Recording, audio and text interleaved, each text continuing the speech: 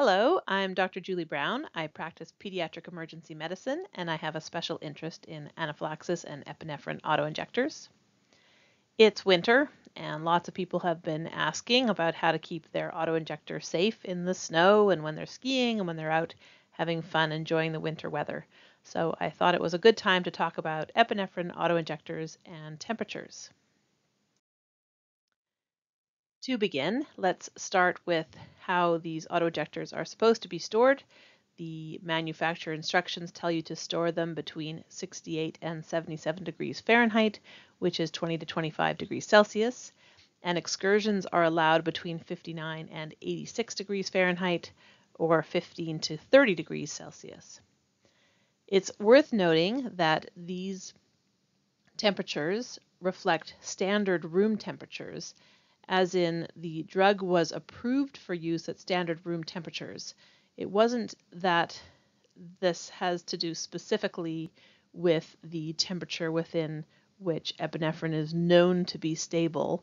It's that they tested and showed that epinephrine is stable within this established standard room temperature range. So there's a difference there, because what it means is it's not been tested and shown to be stable at temperatures outside of that range, and it maybe could also be stable at other temperatures, but it wasn't FDA approved that way.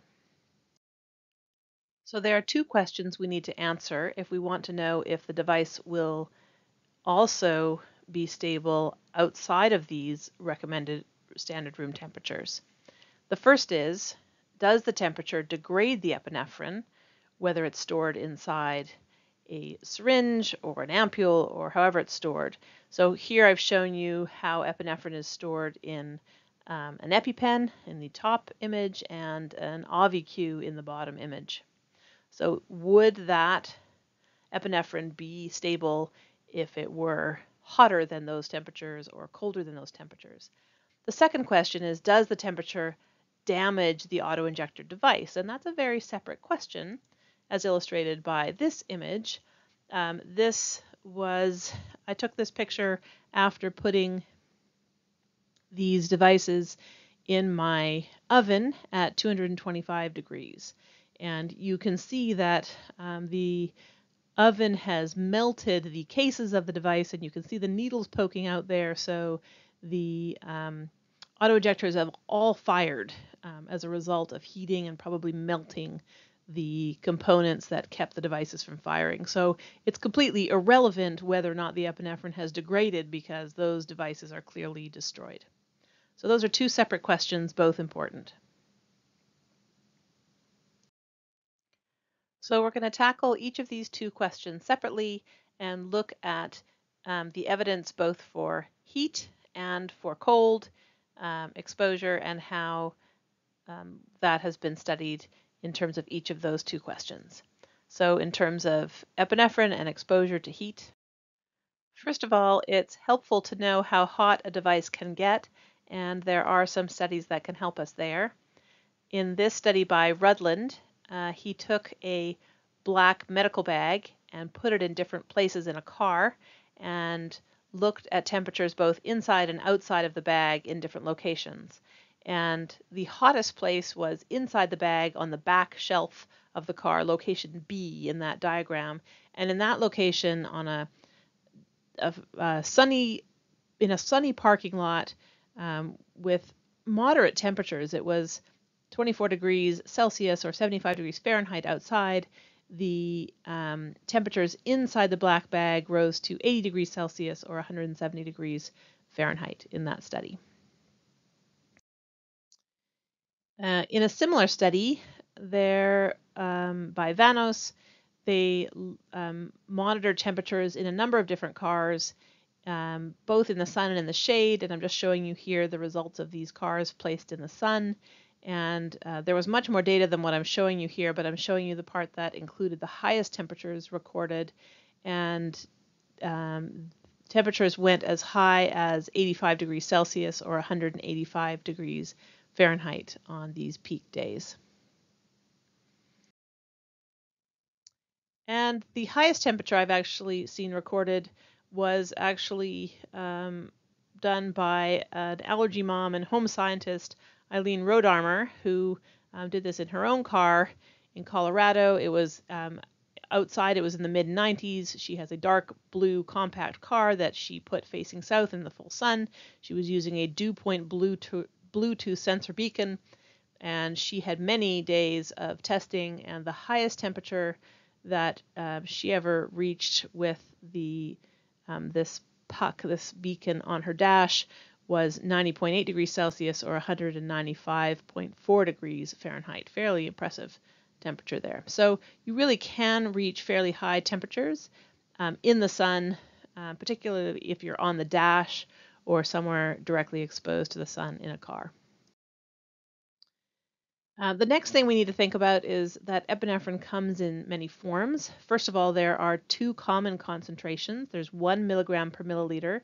That's what's commonly used intramuscularly in anaphylaxis. And then there's a much more dilute concentration, 0.1 milligram per milliliter, which is what is commonly used intravenously for cardiac arrest and other resuscitation. The 0.3 milligram or adult epinephrine auto-injectors are all 1 milligram per ml.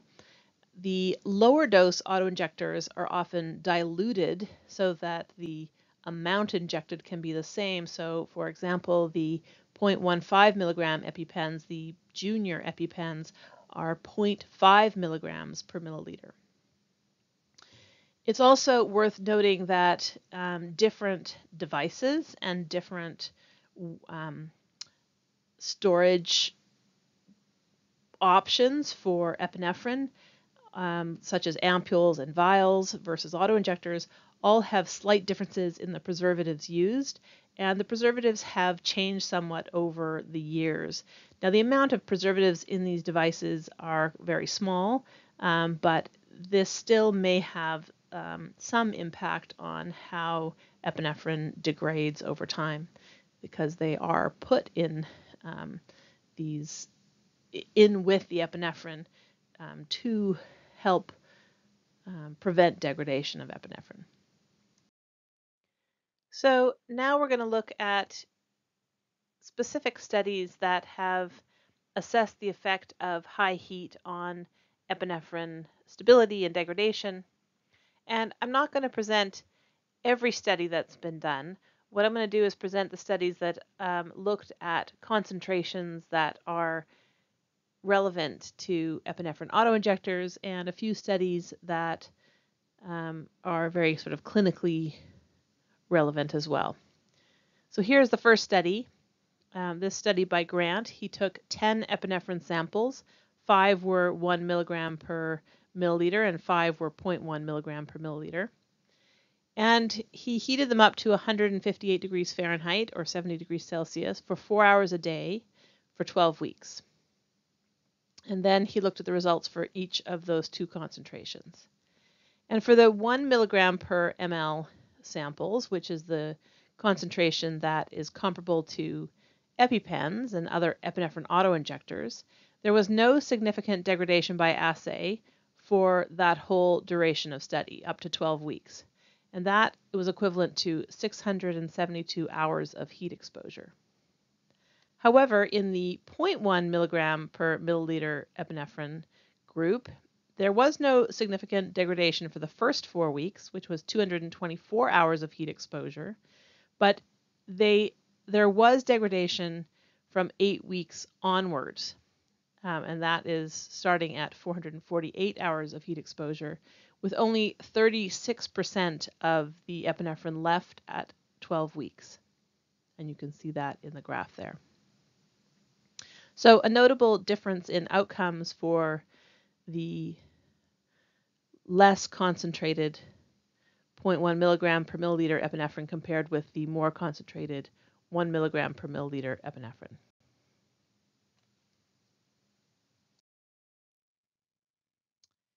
Rashid has done a study looking at EpiPens, and he exposed them differently to 158 degrees Fahrenheit. He either did that cyclically 20 hours a day for 5 days and then tested them while hot, or cyclically 20 hours a day for 5 days and tested them while cool, constantly for 5 days and tested them while hot, or constantly for 10 days and tested them while hot. The best outcomes were the 5 days of cyclic exposure where they were tested when they were back at room temperature, and in that group there was still 82% of the labeled dose. An industry standard is to have 90% or higher of labeled dose, so he definitely saw some degradation of epinephrine in this study. The worst was the 10 days of constant exposure that was tested hot, and there was only 60% of the labeled dose in those samples. And he did fire all of those devices and noted that all 20 of those heated devices fired correctly. So here's a little summary of those studies. This is adapted from Parrish et al., and you can see the reference there, and you could also go to that systematic review and see other studies that have looked at heat as well. But you can see that for the epinephrine, that is the one that the concentration that you're going to find in EpiPens, the results were variable there in terms of seeing significant degradation of epinephrine. There is also a study that looked at the more sort of clinically relevant scenario of epinephrine that is stored in emergency vehicles that are used in very hot places. And this is resuscitation epinephrine, so it's the 0.1 milligram per ml. And they looked at vehicles in 7 sites, and they were exposed to, in some cases, very high temperatures, and you can see the mean temperatures there, and they found no degradation by assay in any of their sites. So that brings us to conclusions for heat, because there are no other studies that have looked in depth at device integrity. We're hoping to do some of those in the future, but currently that one small study by Rashid is really the only study that has assessed device integrity in a very limited way. So in conclusion, high temperatures produced variable results in terms of epinephrine degradation. The degradation occurred in some studies of 1 milligram per ml and in some of 0.1 milligram per ml. Continuous heat exposure is worse than intermittent heat exposure, and longer cycles of high heat cause more degradation than shorter cycles of heat for the same total heat exposure. And it's worth noting that in these studies, the cycles of heat were quite long, often 20 hours and multiple cycles that were studied.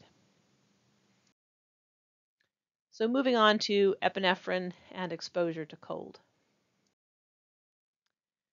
First of all, there is an interesting study that came out of Europe where epinephrine is routinely stored in the refrigerator, and but sometimes on hospital wards it's stored in room temperature dispensing machines. And so they looked at whether there was degradation of their samples that weren't being stored in the refrigerator versus those that were. And they assessed the degradation that was happening over 12 months. And they found significantly less degradation by assay in the samples that were stored in the refrigerator versus the samples that were being stored at room temperature. Next, Grant, who had done those studies of heat, also did some studies of cold, and again he studied both 1 milligram per ml and 0.1 milligram per ml samples, and he studied them at just above freezing, so 36.5 degrees Fahrenheit or 2.5 degrees Celsius, and he maintained them at that temperature for 12 weeks and then tested them, and he noted no significant degradation of those samples by assay. Beasley took 6.3 milligram EpiPens, and he extracted the epinephrine from them, and then he froze those samples at minus 13.7 degrees Fahrenheit, which is minus 25.4 degrees Celsius, for a week in cycles. So he would freeze it for 12 hours, thaw it for 12 hours, freeze it for 12 hours, thaw it for 12 hours for a week. So that came out to 84 total hours of freezing exposure. And then after a final thawing, he compared the amount of epinephrine in the samples with controls that had been kept at 23.1 degrees Celsius. And the mean concentration of epinephrine in the freeze-thaw samples were statistically significantly higher than the controls, 1.07 milligrams per milliliter versus 0.96 milligrams per milliliter. But while that's statistically significantly different, you can imagine that that maybe doesn't have any important clinical significance. Those numbers are so close together and so close to 1, which is the expected value. So clinically, the importance of this study is really that there is no significant degradation of epinephrine seen by assay as a result of that freezing. Rashid is again the only investigator who studied the epinephrine concentration in actual auto-injectors that were frozen intact. He studied 0.3 milligram EpiPens. He had 3 groups that were frozen to minus 13 degrees Fahrenheit or minus 25 degrees Celsius that were tested after thawing. In these 3 arms, 5 of them were frozen cyclically for 20 hours a day for 5 days, resulting in 100 hours of freezing exposure. 5 of them were frozen constantly for 5 days, resulting in 120 hours of freezing exposure. And 5 of them were frozen constantly for 10 days, resulting in 240 hours of freezing exposure. There were also 5 devices that were kept refrigerated at 39 degrees Fahrenheit or 4 degrees Celsius that were then tested immediately at the end of the study period. They were refrigerated constantly for 10 days or 240 hours of cold exposure. In all of these test arms, he found no significant degradation by assay. The 15 frozen and 5 cooled devices all fired normally. So putting all of those results together, as again was done by Parrish et al. In this systematic review, you can see that it doesn't matter how it was studied, whether they cooled it or froze it, and whether they tested it cold or after being rewarmed. None of these studies found any degradation of epinephrine. Now, of course, none of them actually fired EpiPens frozen, and I wouldn't expect that to work. But as long as you didn't do that, all of these studies had very similar conclusions that epinephrine does not degrade with cold or with freezing. So when it comes to cold exposure, we've had a more encouraging answer to our first question: does the temperature degrade the epinephrine inside our syringe or vial? So what about our second question: does the temperature damage the auto-injector device?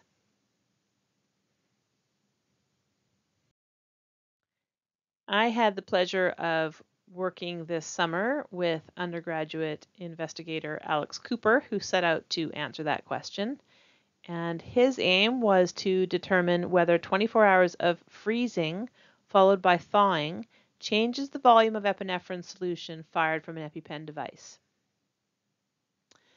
The methods of the study were as follows. He studied 104 pairs of expired post-consumer devices, 52 pairs of EpiPens, and 52 pairs of EpiPen Juniors. Each pair had the same lot number, expiration date, and consumer. And by doing it that way, we hoped that the pairs had been exposed to similar circumstances throughout their time in use. One device in each pair was frozen at minus 25 degrees Celsius for 24 hours and then thawed, and the other was stored within the recommended temperature range. And then what Alex did was he fired off both the frozen thawed device and its pair into meat. And you can't really see that there's meat here because it's covered by a rubber glove, which aimed to just make sure none of the epinephrine splashed and wasn't counted, but what he's doing is firing it off into a little chunk of meat that's underneath there, and then he's measuring both the increase in weight of the meat on a very sensitive scale, and he's measuring the decrease in weight of the EpiPen. So you can see those two scales measuring those two things.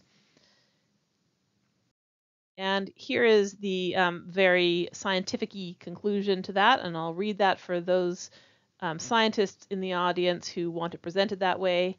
In unadjusted comparisons, there was equivalence, because we actually tested for equivalence rather than a difference because we didn't expect to find a difference for both outcomes, the increase in meat mass and the decrease in device mass, with a very significant p-value, indicating that frozen thawed devices fired a similar mass of epinephrine solution compared with paired control devices. Testing continued to show equivalence for both frozen thawed devices and control devices after controlling for device epinephrine dose, 0.3 and versus 0.15 milligrams, and expiration date. And here is that same result presented graphically for those of you who like your information presented that way. But the bottom line is that freezing did not impact the amount of drug that ejected from the EpiPens. In this study, we also froze and thawed another 104 EpiPens, 52 of each, and we opened these untriggered so that we could inspect them for any damage or issues that might result from freezing. And we found no cracked vials or other damage detected. The rubber needle cover was still nicely in place. The liquid contents could not be expressed with pressure, indicating that the seal remained intact. And freezing did not appear to have damaged the device in any way.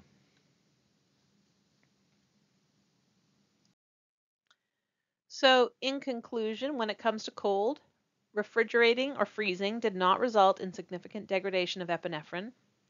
Refrigeration resulted in less degradation than room temperature in one study. 24 hours of freezing did not appear to damage EpiPen devices after they have thawed. It's important to note that devices will not work while still frozen. The needle will just come out through the frozen medication. Repeated cycles of freezing have not been tested in terms of device integrity. And other epinephrine auto-injector devices with different designs have not been tested, and these would need to be tested separately as they might behave differently. So how should this change your behavior? Well, I would say that you should perhaps worry less about the uncertainty around possible brief and limited temperature excursions, especially those excursions involving cold. And I would say you should consider refrigeration when overheating is a risk. For example, if you know you're going to spend a day at the hot beach and you have no way to keep your auto-injector cool, you might do better off placing it in an insulated case in a cooler rather than keeping it exposed to heat on a sunny day. Finally, before we finish, I want to just address one more thing because this comes up often. You cannot use a clear appearance in the device window as evidence that the device didn't get too hot or too cold. You can have a nice, clear-looking window and still have degradation. So first of all, I show you here on the left what degradation can look like. If you expose epinephrine to light, you definitely get color change as shown here. And if you ever see this kind of color change, that is clearly bad. You are clearly seeing evidence of degradation. But in the little mini experiment I did on the right, I took EpiPens and took the covers off and put them in my oven at 150 degrees for 2 hours, which may or may not have degraded them. As we know, it may take more heat than that to degrade them, but it certainly resulted in no color change. And I froze them for 10 hours, and I certainly, as you can see there, had no color change. Well, could they have been degraded or not? Okay, maybe they weren't degraded. So I'm going to show you some better evidence that epinephrine can undergo significant degradation without color change. And these all come from studies of the effects of heat on epinephrine. And Rashid in his study noted that despite the significant degradation of epinephrine solution, no discoloration or macroscopic precipitates were apparent. Grant in his study said none of the solutions in this study, which was of exposure to high temperatures, underwent apparent discoloration or precipitation in spite of a marked degradation of epinephrine. And Church, in a study we didn't look at today, said it is possible that epinephrine may undergo significant changes in formulation while presenting no observable changes to indicate such changes. No discoloration, expiration date not exceeded. So the bottom line is that if the epinephrine solution appears discolored or appears to have precipitates, that's not good. But if it appears clear, that doesn't mean that it has not degraded. If you have exposed your device to high temperatures, you cannot be reassured by looking in the window and seeing that the solution is clear that that is an indication that there has been no degradation, because degradation can occur without color change. And that brings us to the end of this lecture. Thank you very much for your time. I hope this was useful to you.